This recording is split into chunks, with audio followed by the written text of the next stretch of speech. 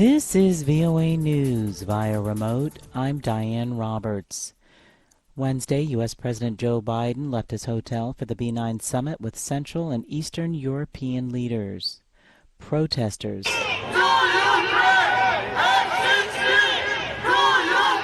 lined the route of his motorcade, shouting F-16s to Ukraine. Tuesday, President Biden returned to the Royal Castle in Warsaw, where he delivered a speech last year, 1 month after Russia invaded Ukraine. In his most recent speech, he defended the Western Alliance's effort to help Kyiv defend itself.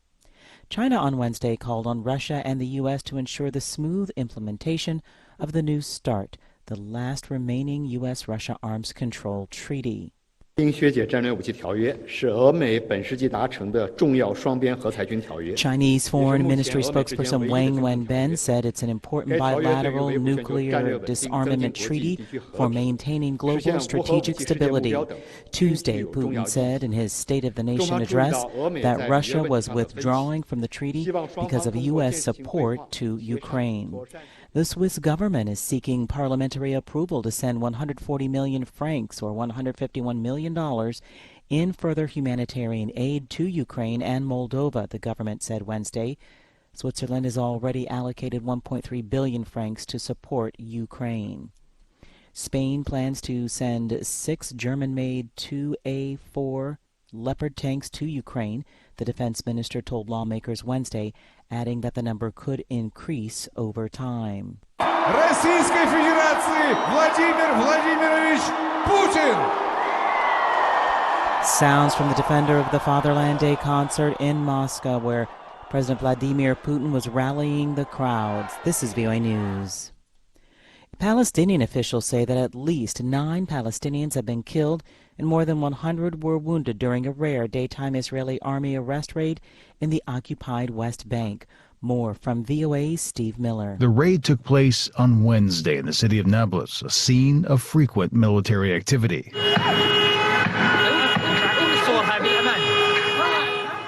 The Israeli military confirmed an operation was underway, but gave no further information. The Palestinian Health Ministry says that a 72-year-old man was among those dead. Over 50 Palestinians have been killed in the West Bank and East Jerusalem since the start of 2023. Steve Miller, VOA News. The UN peacekeeping mission in Mali, MINUSMA, says a roadside bomb has killed 3 peacekeepers and seriously injured 5 others.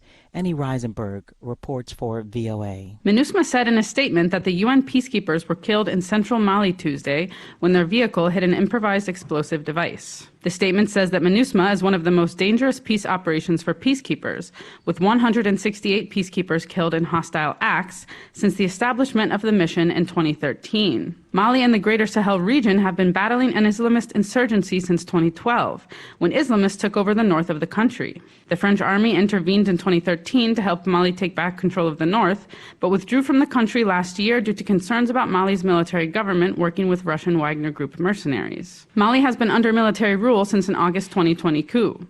The government denies working with Russian mercenaries, but human rights groups and journalists have documented several alleged human rights abuses committed by them since reports of their arrival in the country. Annie Reisenberg for VOA News, Bamako, Mali. A former Mexican law enforcement official once in charge of his country's fight against drug traffickers was convicted Tuesday on U.S. charges that he took millions of dollars in bribes. Here's Ryan Brooks from Reuters. A man once in charge of Mexico's war on drugs was convicted by a U.S. jury of trafficking drugs himself on Tuesday. Genario Garcia Luna's U.S. charges include taking millions of dollars in bribes from the infamous Sinaloa cartel. He'll serve a minimum of 20 years in prison and could face a lifetime sentence. Garcia Luna is one of the highest-ranking Mexican officials ever accused of ties to drug trafficking, and had worked closely with U.S. counter-narcotics and intelligence agencies. He led Mexico's Federal Investigation Agency for 4 years and was Public Security Minister for 6 years until 2012. Tuesday, a jury found him guilty on all 5 counts he faced. He is set to be sentenced in June. And once again, Ryan Brooks from Reuters. I'm Diane Roberts, VOA News. Please subscribe, like, or comment. Thank you.